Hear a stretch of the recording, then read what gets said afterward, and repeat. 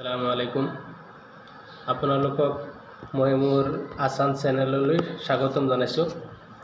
আজি মই এটা বিষয়ৰ ওপৰত আলোচনা কৰিম, মানে কেনেকৈ ছাত্ৰ ছাত্ৰীসকলে পূৰণ অতি সহজত কৰিব পাৰে।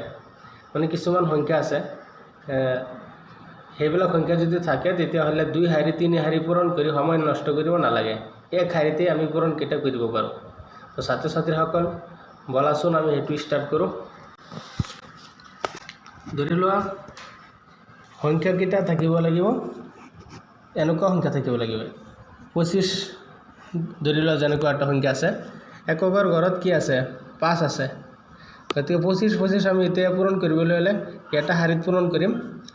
চাবা 5 5 গুণ কিমান হ'ব 25, আমি ডাইৰেক্ট বহাই দিছোঁ।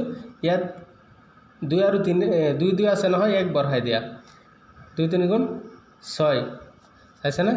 এতিয়াতো 2 শাৰী পূৰণ কৰিব পাৰিবা, এইটো একেই হ'ব। আকৌ চোৱা 45 ইনটু 45, এইটো যদি আমি পূৰণ কৰোঁ 2 শাৰী পূৰণ নকৰি 1 শাৰীতে কৰিব পাৰোঁ। 5 5 গুণ কিমান 25 বহাই দিছোঁ, ইয়াত 1 বঢ়াই দিয়া, 2 2 গুণ কিমান হ'ব 4 5 গুণে 20। এতিয়া তোমালোকে এক্সট্ৰাকৈ পূৰণ কৰিব পাৰা, 2 শাৰী পূৰণ কৰিলে চাবা এইটোৱে ওলাব।